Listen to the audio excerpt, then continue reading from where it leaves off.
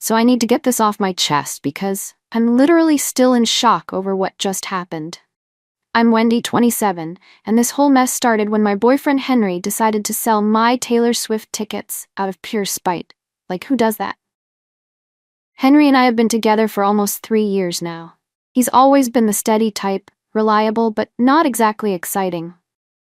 We moved in together last year, splitting rent on this cramped downtown apartment where you can hear the neighbors sneeze through the walls.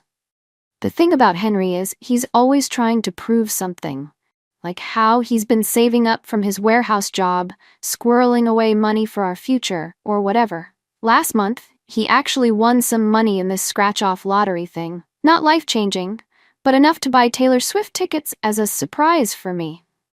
Now, I've been a die-hard Swiftie since forever. My entire Instagram is basically Taylor quotes and concert pics from other fans. Henry knew this would score him major boyfriend points. He spent around $800 for 2 really good seats for the Vancouver show, and I literally screamed when he told me. Between us, I may have cried a little too. For once, Henry actually paid attention to something I care about. I already had the whole thing planned out in my head. The outfit I'd wear, definitely something with sequins, how I'd do my makeup, which lyrics I'd paint on poster board. I even joined this Facebook group, where fans were sharing their concert prep. This was going to be my moment, like the thing I'd look back on years from now. Work has been super stressful lately with these impossible deadlines. The only thing getting me through was thinking about that concert. Well, then the coffee breaks with Jason from the marketing department. He's new-ish, started about 6 months ago, and he just gets it. Like when my boss completely shot down my presentation ideas, Jason was the one who actually listened while Henry just told me to try again tomorrow. Without even looking up from his video game, Jason and I started spending more time together. It wasn't like I planned it or anything. We just clicked in a way that Henry and I hadn't in forever. Jason would actually ask follow-up questions when I talked about my day instead of just nodding while scrolling through his phone. One time I mentioned liking this local coffee shop's caramel latte, and the next day he brought me one. Just a small gesture. But when was the last time Henry did something thoughtful without it being my birthday or anniversary? The lunches turned into occasional after-work drinks, just to decompress, I told Henry I was working late or meeting up with girlfriends. It wasn't really lying, just avoiding unnecessary drama. Henry never asked for details anyway. He'd just grunt okay and go back to whatever game he was playing. That's the thing about guys like Henry. They get comfortable and stop trying. Jason and I would talk about everything, our dreams, childhood memories, what we wanted from life. Things I used to talk to Henry about before he started acting like basic communication was some huge effort. With Jason, conversation just flowed. He'd look me in the eyes when I spoke, like what I was saying actually mattered. We started messaging on Instagram, which felt safer than texting. Henry never checks social media, so it seemed like the perfect way to stay connected. Nothing inappropriate at first, just memes, work gossip, song recommendations. But then the messages started getting more personal. Thinking about you today, Jason wrote once after I'd called in sick. Meeting was boring without you there to exchange looks with. I found myself checking my phone constantly for his messages. The little rush I'd get seeing his name pop up on my screen? I hadn't felt that with Henry in ages. Jason understood my ambitions. When I talked about wanting more responsibility at work, he didn't respond with, "You already complain about being busy," like Henry did. "You're wasted in your current position," Jason said one night over drinks. "You're smarter than half the management team combined." His hand brushed mine when he said it.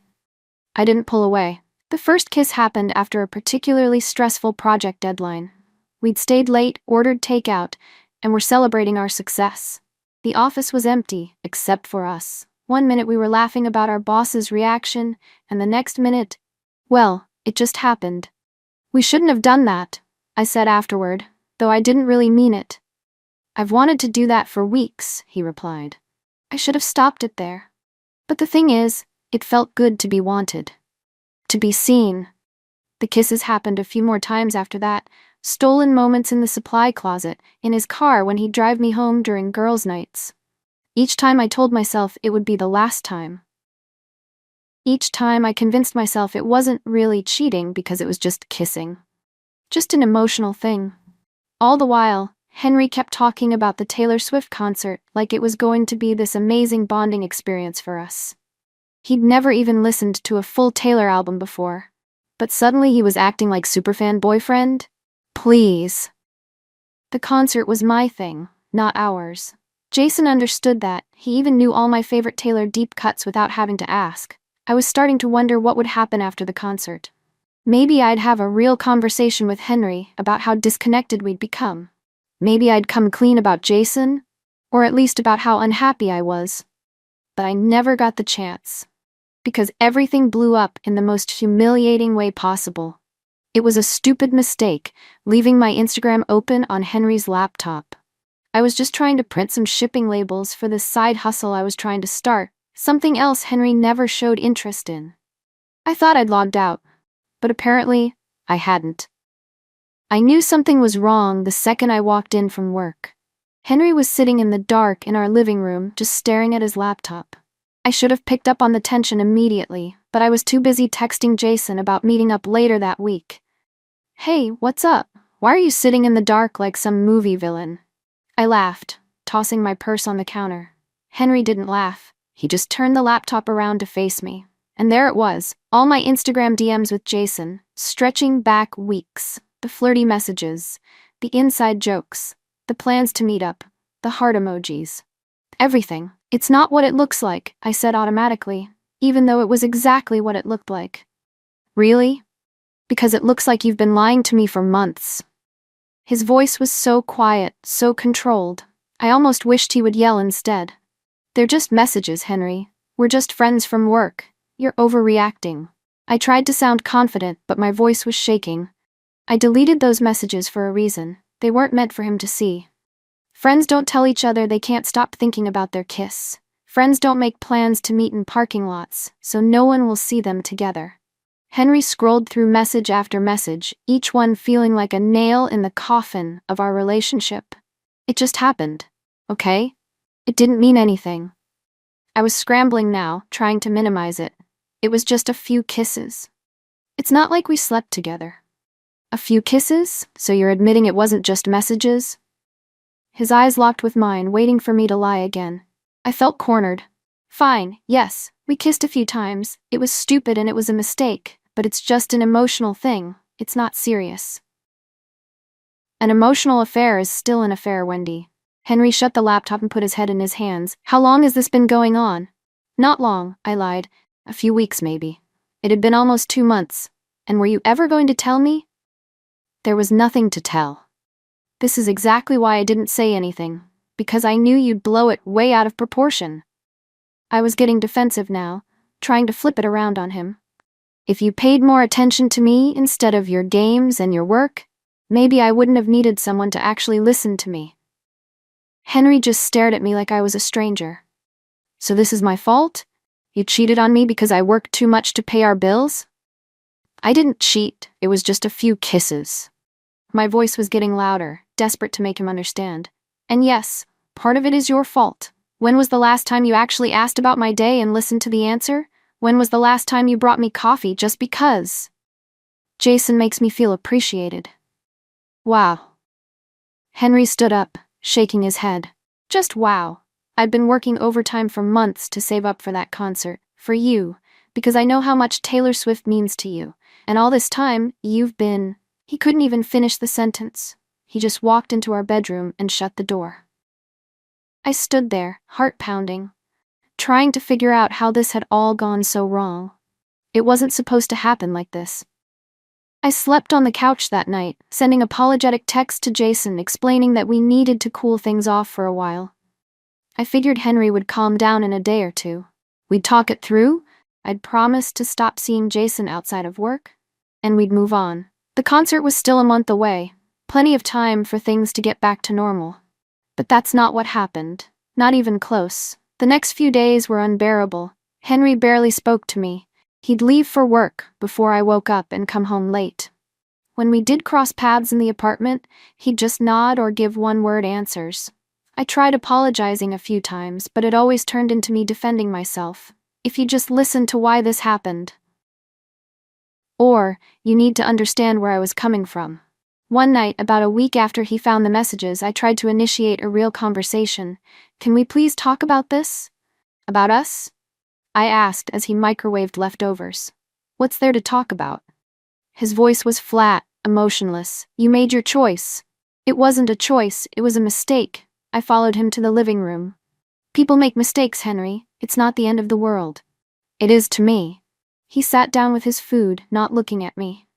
The concert is in 3 weeks. I thought you'd want to know I'm selling the tickets. I froze.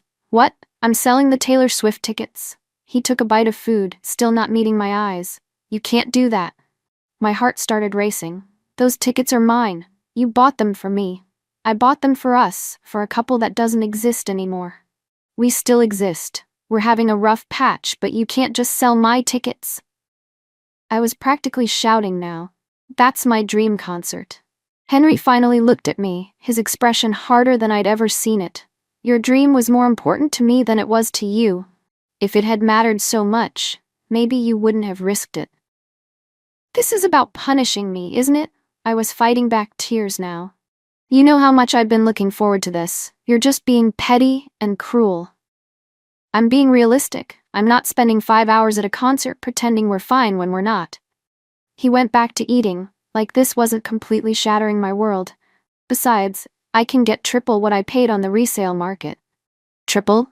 So this is about money now? I was disgusted. You're selling my dream to make a profit? The tickets are in my name. I paid for them. I can do what I want with them. They were a gift. I grabbed at straws. You can't take back a gift. I never physically gave them to you. They're digital tickets in my account. His calmness was infuriating. But feel free to take me to small claims court if you want. I called him every name I could think of. I cried. I pleaded.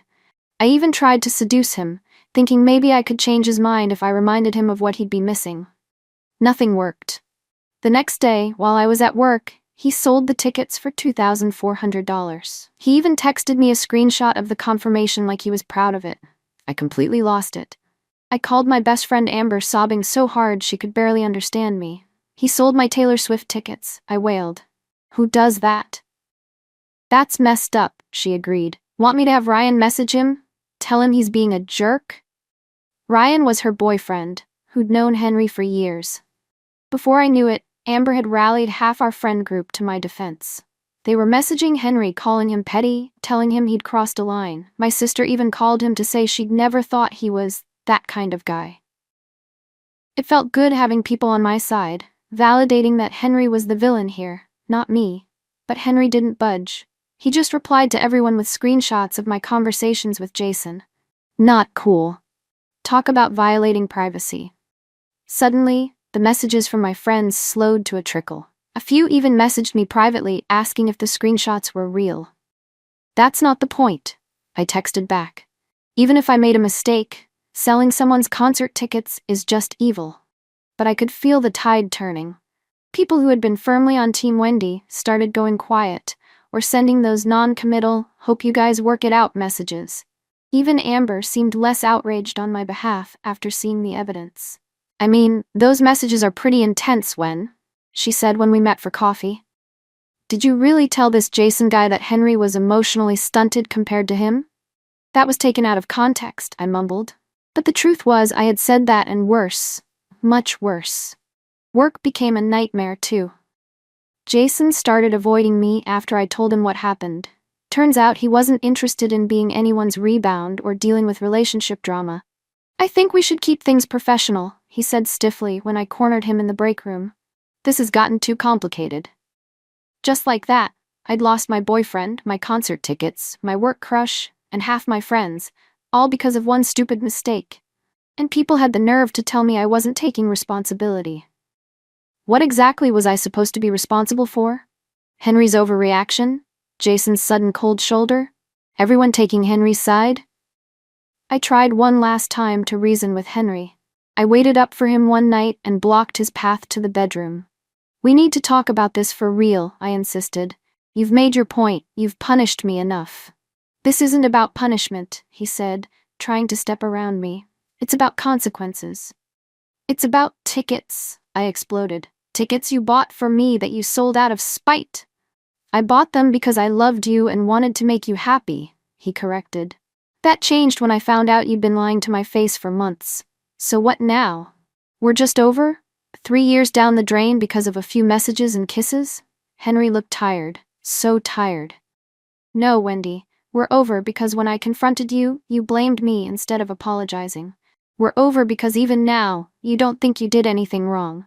I said I was sorry, I protested. You said the words, but you don't mean them. There's a difference. He finally pushed past me toward the bedroom. I'm staying with my brother next week. I think you should find somewhere else to live after that. The lease is in my name. I couldn't believe what I was hearing. You're kicking me out? Over this? Over everything, Wendy. Not just the cheating, over who you've shown yourself to be. That's when I completely snapped. I screamed at him about all his flaws, all the ways he'd failed me as a boyfriend. I brought up ancient arguments, times he'd disappointed me, how boring he'd become. I even threw in that he wasn't great in bed, which was a low blow and not even true. He just stood there taking it all. When I finally ran out of steam, he simply said, "Thank you for making this easier," and closed the bedroom door in my face. The next day, I discovered he'd blocked me on everything: phone, social media, email. He'd even blocked my friends who had messaged him. The only communication I got was a formal text about when I needed to be out of the apartment and that he'd leave my things with the building manager. Meanwhile, Taylor Swift's concert came and went. My Instagram feed was flooded with pictures and videos from the show I should have been at. Every post felt like a personal attack. I found out later that Henry had sold the tickets to a father taking his teenage daughter to her first concert. They'd posted thank you videos calling Henry the kindest stranger for making their dream come true at a price they could actually afford. Apparently, he hadn't charged them the full market value after hearing their story. So now he was some kind of hero, and I was the villain. It wasn't fair. None of it was fair. I ended up moving in with my parents temporarily, which was humiliating at 27. I had to commute an extra hour each way to work, where I still had to see Jason every day, awkwardly avoiding eye contact in meetings. Some of my friends took Henry's side and stopped talking to me. Others told me they were staying neutral, which basically meant they believed I was wrong, but didn't want to say it to my face. 3 months after everything blew up, I was scrolling through social media when I saw a post from Henry's brother. It showed Henry at some cabin by a lake, arm around a pretty brunette I'd never seen before. They were both laughing. He looked happy, happier than I'd seen him in ages. The caption read, "Weekend getaway with these two. Nice to see my brother smiling again." I threw my phone across the room. Not only had Henry sold my Taylor Swift tickets and kicked me out of my apartment, but he'd already moved on with someone new? Someone who probably didn't even appreciate him the way I had? It was so unfair, so completely unfair. And the worst part, the absolute worst part? 3 of the $800 he made from selling my tickets had gone toward that lake house weekend where he met her. I know because his brother mentioned it in the comments, something about Henry having ticket money to burn. So not only did I miss the Taylor Swift concert of my dreams, but I basically funded the trip where my ex-boyfriend met his new girlfriend. All because of one little mistake with a work friend who wouldn't even look at me anymore. If that's not the universe playing some sick joke, I don't know what is. I've tried moving on, but it's hard. I keep thinking about those tickets. How close I was to experiencing something I'd dreamed about for years. Sometimes I wonder if I could have handled things differently with Henry. Maybe if I'd been more sincere in my apology, instead of getting defensive. Maybe if I hadn't let Amber rally everyone against him. Maybe if I'd actually listened when he tried to talk about our relationship problems before all this happened. But then I remind myself that he's the one who went nuclear. He's the one who sold the tickets, kicked me out, and blocked me everywhere. He didn't even give me a chance to make things right. That's not love. That's not understanding. That's just cruel. Last week, I saw Jason laughing with the new girl in accounting. They were standing too close, sharing inside jokes, just like we used to. I wanted to warn her. To tell her what kind of guy he really is. The kind who bails at the first sign of trouble. But what would be the point? She probably wouldn't believe me anyway. I just look like the bitter ex-coworker. Everyone's moved on except me. Henry has his new perfect girlfriend. Jason has his new work flirtation. My friends have their drama-free lives now that I'm not in their group chats anymore. And I'm stuck living with my parents, scrolling through concert videos on TikTok. Wondering how my life fell apart so quickly over what should have been a minor bump in the road. One mistake. That's all it took. One stupid mistake, and I lost everything. That's when I completely snapped. I screamed at him about all his flaws, all the ways he'd failed me as a boyfriend. I brought up ancient arguments, times he'd disappointed me, how boring he'd become. I even threw in that he wasn't great in bed, which was a low blow and not even true. He just stood there taking it all. When I finally ran out of steam, he simply said, "Thank you for making this easier," and closed the bedroom door in my face. The next day, I discovered he'd blocked me on everything: phone, social media, email. He'd even blocked my friends who had messaged him. The only communication I got was a formal text about when I needed to be out of the apartment and that he'd leave my things with the building manager. Meanwhile, Taylor Swift's concert came and went. My Instagram feed was flooded with pictures and videos from the show I should have been at. Every post felt like a personal attack. I found out later that Henry had sold the tickets to a father taking his teenage daughter to her first concert. They'd posted thank you videos calling Henry the kindest stranger for making their dream come true at a price they could actually afford. Apparently, he hadn't charged them the full market value after hearing their story. So now he was some kind of hero. And I was the villain. It wasn't fair. None of it was fair. I ended up moving in with my parents temporarily, which was humiliating at 27. I had to commute an extra hour each way to work, where I still had to see Jason every day, awkwardly avoiding eye contact in meetings. Some of my friends took Henry's side and stopped talking to me. Others told me they were staying neutral, which basically meant they believed I was wrong but didn't want to say it to my face. 3 months after everything blew up, I was scrolling through social media when I saw a post from Henry's brother. It showed Henry at some cabin by a lake, arm around a pretty brunette I'd never seen before. They were both laughing. He looked happy. Happier than I'd seen him in ages. The caption read, "Weekend getaway with these two. Nice to see my brother smiling again." I threw my phone across the room. Not only had Henry sold my Taylor Swift tickets and kicked me out of my apartment, but he'd already moved on with someone new? Someone who probably didn't even appreciate him the way I had? It was so unfair. And the worst part? 3 of the $800 he made from selling my tickets had gone toward that lake house weekend where he met her. I know because his brother mentioned it in the comments. Something about Henry having ticket money to burn. So not only did I miss the Taylor Swift concert of my dreams, but I basically funded the trip where my ex-boyfriend met his new girlfriend. All because of one little mistake with a work friend who wouldn't even look at me anymore. If that's not the universe playing some sick joke, I don't know what is.